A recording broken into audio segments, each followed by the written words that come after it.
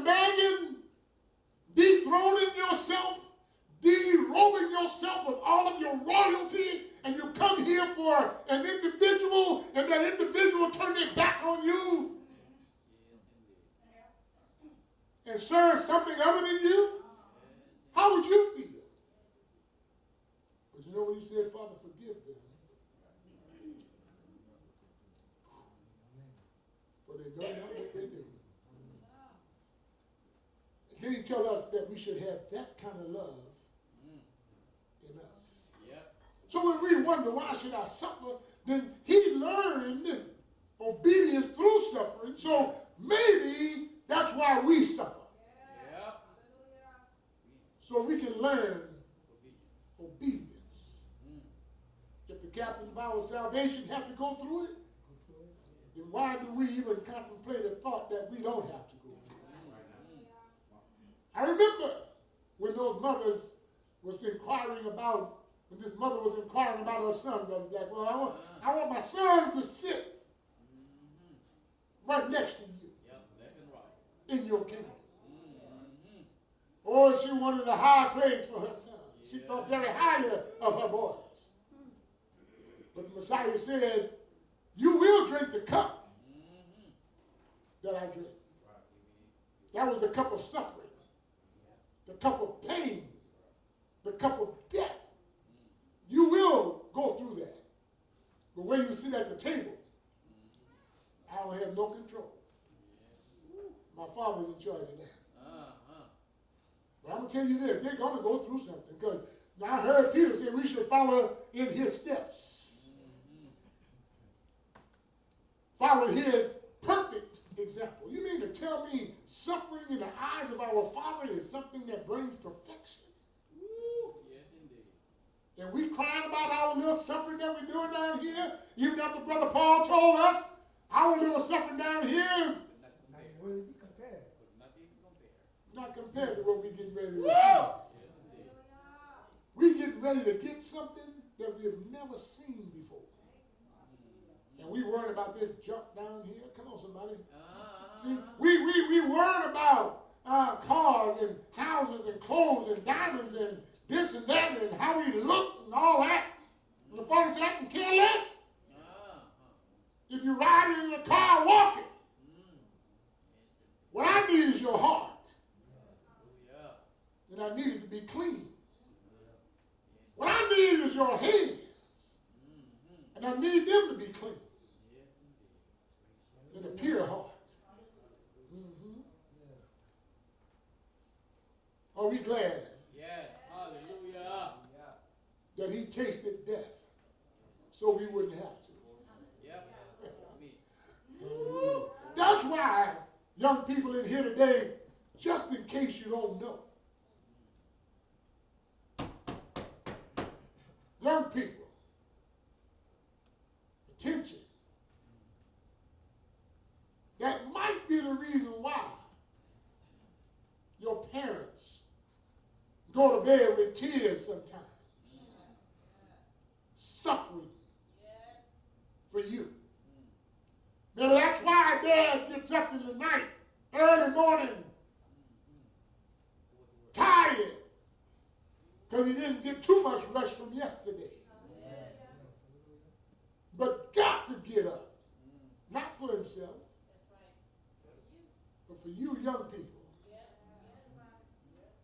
Go out there in that sun and toil all day long, sweating. Got to take salt pills because you don't sweat all of the salt out of your body. You're on the verge of convulsion or muscles locking up on you because you just don't have the salt no more because you done sweat it all out. And stay out there 8, 12, 14 hours. Trying to get good time, undertime, overtime, and around time. To make enough money to take care of you young people. Now, how do you show your appreciation? Parents tell you, go ahead and just wash a dish. You get your lips all poked out.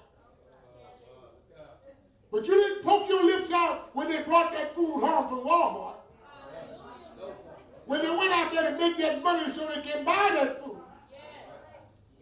But they went out there and worked so they can put the air conditioner so you can stay cool all summer long. And so the heater can keep you warm all winter long. And so you can have food not only in the cupboard but in the freezer. You got every kind of bitter food you want, and you still grumble and you still complain.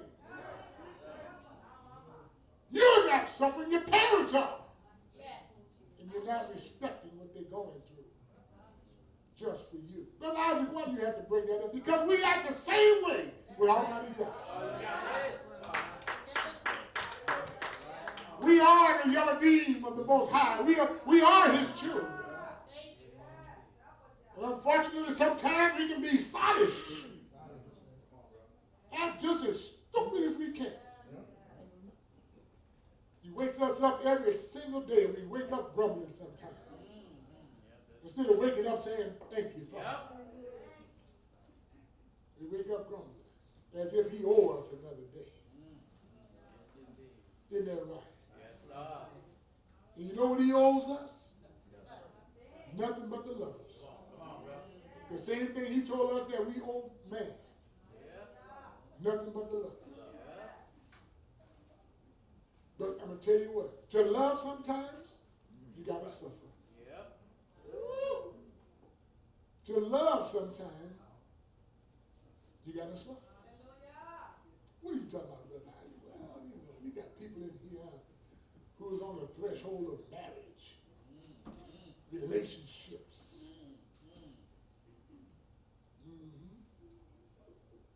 Yeah, we're getting quiet now. Because it's easy, you know, to say those three little words. I love you. Most times you hear those words, they're lying. Woo, they're lying. And they're just lying to be lying. Just lie. Why do you want to lie like that?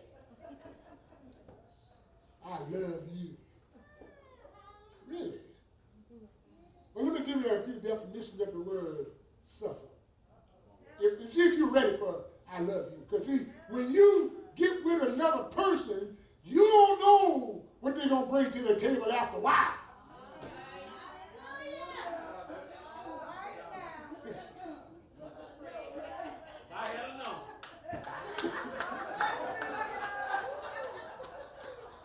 Well, we don't run down this man in the bunch.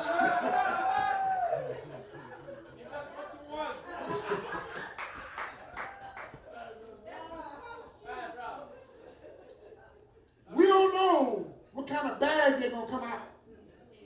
You know why? Because we did not spend enough time with them before the hookup. We were thirsty. We were hungry for the hookup. So we ignored all of that stuff we should have been paying attention to. Yeah, so let's look at the word suffer. The word suffer, it means to stay. Uh-oh, that killed somebody right there. To stay. Now watch the next part. To stay under. Right there. A lot of y'all women got slapped.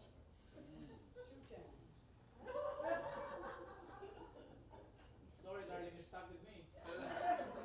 Watch the next one. To stay behind. Anybody suffering yet? To undergo something, that is, bear the trials that come. Have some fortitude about yourself. Persevere when you feel like quitting. Endure, don't give up, just be patient. Tarry. Right there. Somebody saying, I don't know now if I can handle that. And then it comes in different forms. Like this one I just read to you was hoop minnow. That's one way it was defined. Then it's got minnow. They break that word suffering apart. It means to remain, to stand, to bear up underneath, and to abide with expectancy. No matter how bad that person starting to look to you, you got hope that they're going to turn out good. Oh, boy, we paying attention today. Because, see, we expected everything to be a flower bed of ease. We expected to wake up with joy every morning with that person. And sometimes to wake up and say, who is this?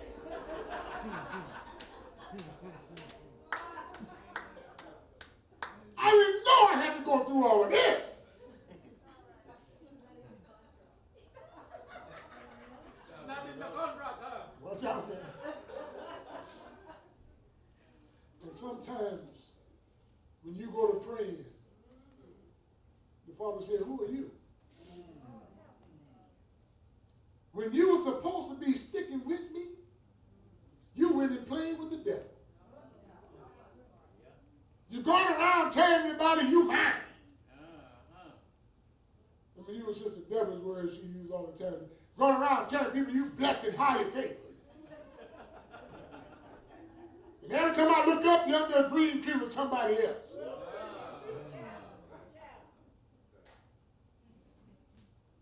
Y'all got the Father suffering, stressing over us. Because his intentions are that all of us be saved.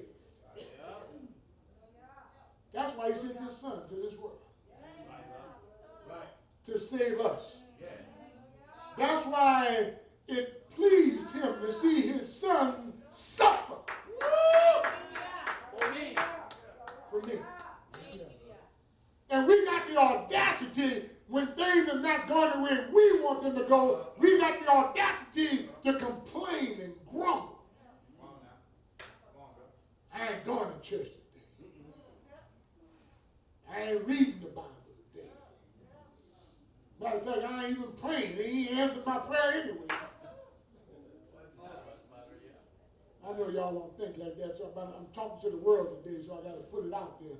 I know y'all never think like that. Y'all know everything is the way it's supposed to be. Don't make you lie now. 1 Peter chapter 2, verse number 19. 1 Kepha chapter 2, verse number 19. Remember I told y'all when you're studying the word and you see a phrase such as, and this is, pay attention to it. Because it's getting ready to tell you something very factual. Pay attention to it. Look what it says in verse number 19. For this is favor. This is grace. This is the influence of Almighty Yahweh. If because of conscience toward the Almighty anyone bears up under grief, suffering how? Unrighteously. If you're suffering unrighteously. In other words, they're putting something on you that you didn't do. They're saying you went where you didn't go. They're saying you are what you are not. Look what he said. You're suffering unrighteously. For what credit is there in dealing with a beating when you know you committed a sin? You know you deserve it. Yeah. But if you suffer for doing good and you endure it, this finds favor with Almighty Yahweh. You still want to be highly favored?